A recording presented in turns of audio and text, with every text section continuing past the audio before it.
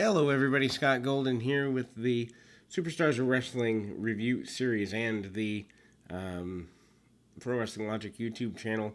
We open the May 8th, 1993 edition of Superstars with a six-man tag team match. Money Incorporated, your tag team champions, and Mr. Hughes versus the Nasty Boys and Kamala. I did not remember this before watching it here. So, obviously, this is just a six-man to kind of give the fans a bit of a piece to kind of go at it a little bit and give them a little bit of extra stuff. Also, probably the Nasty Boys, I think they're out of here by the end of 93, maybe even the fall of 93. So this might also be a way for them to kind of put people over on the way out. Anyway, kind of, a bit of a go around. Kamala, obviously still managed by Slick. Mr. Hughes, a relative newcomer who is managed by Harvey Whippleman. And Kamala and Hughes seem to pair off. IRS and Ted DiBiase kind of giving him advice. Kamala and DiBiase are in there, which is just a weird pairing. I do wonder if they ever did battle in Mid-South. That might be worth checking out when we go to Mid-South in a while. But the promise to pay off Kamala with money is attempted by DiBiase. Doesn't work. DiBiase bumps around for Kamala, chops and punches and the like, and whips across the ring several times. Tag off to the Nasty Boys. Nasty Boys going after DiBiase. Of course, the Nasties were never rightly given their title shots at Money Incorporated, at least from their perspective.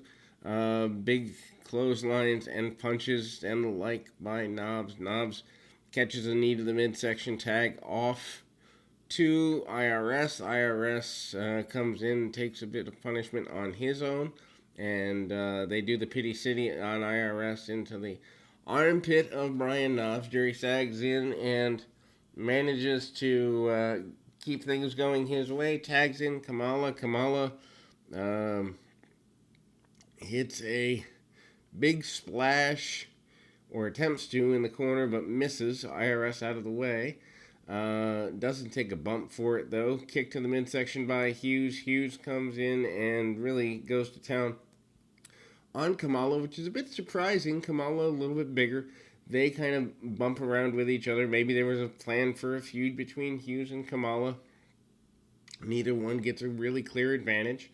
And then we see him go down. Brian Knobbs back in, double clothesline by Money Incorporated, showing why they're the tag team champions. Mr. Hughes beats up on Brian Knobbs for a few minutes. And, I mean, this match gets a good 10-12 minutes, which for Superstars, when you consider with commercials, it's usually around 45-46 minutes. For them to get 10, that's a quarter of the program, which is pretty major. And then, continuation of the brawl, tag off, hot tag to Jerry Sags. Very rare for that combination to be made. Pile driver by Sags on IRS, which pile drivers weren't as popular in the WWF as they were in other territories. All six guys into the ring, and a big splash on IRS by Kamala. Kamala spins him over, but they can't quite get him to do that in time, and a switch. IRS pulls the trunks on Kamala and gets a victory.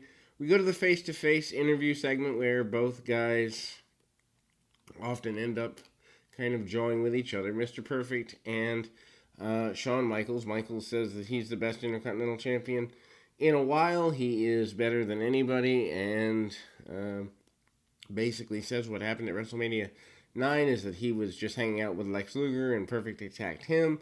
Perfect says that Michaels jumped him from behind with a trash can. Anyway, Gene speculates about the Intercontinental title being put on the line between the two of them. Perfect thinks he's going to win. Michaels thinks he's going to win, and that closes us out with that. Smoking Guns are in another vignette. They're still bouncing around. Billy and Bart are coming to the WWF. They're just basically shown riding horses for 30 seconds. Then we go to Yokozuna and Sean Dakota. Obviously, a match just to hype the size and girth and former WWF championess of Yokozuna. Obviously, Yoko not going to lose here. They have kind of gotten rid of the geisha girl concept, which I think would have kept him interesting, but him being Yokozuna, and so they've gotten rid of that. Big leg drop by Yoko. Yoko also hits a belly-to-belly suplex. He's continuing to go at his opponent, karate thrust shots and the like. And then he hits the bonsai drop, gets a win. King of the Ring report, Lex Luger talks about being the inevitable king, that no one should doubt his ability to be the king, etc. and so forth. And he basically is completely ready to do whatever he needs to do in order to get that opportunity for himself. Lex Luger is announced as in the King of the Ring tournament, as mentioned, and so, eventually we get some different matches. The majority of the King of the Ring report is also talking about different qualifying matches upcoming. No reason to talk about those. We'll just talk about them as they are announced. Crush against Steve Vega is up next. Crush still in the midst of his issues with Doink. Also, they're going to side shoot him for a little mini program that lasts a month or two, maybe a month, with Shawn Michaels. That's coming as well, which culminates in them fighting King of the Ring tournament. And Irish whip reversal attempted by Vega doesn't go anywhere. Belly-to-belly suplex by Crush, which is a good move for him. I wish he used a little more, actually. So, press slam by Crush, and then goes eventually for his head vice deal. Gets a victory there. Sherry and Luna updated. They basically just rehash what they've already been through, from the jumping at WrestleMania 9 to the cat fight on Raw, which, when I get to covering all of Raw, which is going to be, think about 1,300 episodes. I'm not looking forward to that, especially the modern stuff the last 20 years. Not looking forward to that at all. But the Sherry and Luna brawl, if you've never seen it, go out of your way to watch that. Early Raw was awesome in that regard. King of the Ring qualifying match up next. Razor Ramon and Tito Santana. They don't go terribly long here, as there's more segments to go. They maybe get 5 to 7 minutes, something like that. But, Razor's pretty dominant. I actually remember seeing a house show match with Razor and Tito in New England around this time, and it was very good. Tito manages, or tries to manage, to out-wrestle Razor. There is a size disparage, which is a big deal.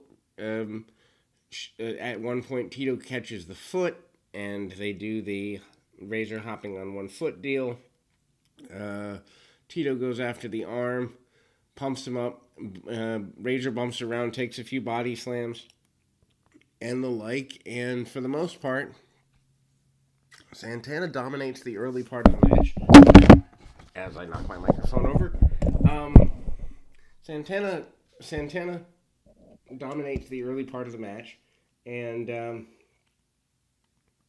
then we go into the, I guess you'd say, the latter part of things, or the part of things that don't go in the direction that we want them to go. And then Razor gets a cheap victory using cheating. We move towards Doink and Hacksaw Duggan in the, I guess you'd say, the face-to-face center now, which is basically the event center remodeled. Doink says that what he's done to Crush is just illusional, basically. Hacksaw, again, wants to defend his country. Whippleman and Gonzalez talk about Tatanka, which is Gonzalez's upcoming King of the Ring qualifying opponent, and talk about The Undertaker. They are going to eliminate The Undertaker according to them, according to Harvey Whippleman more accurately, and Tatanka is going to suffer his first loss at the hands of Giant Gonzalez. And that's where we end for this particular week of Superstars.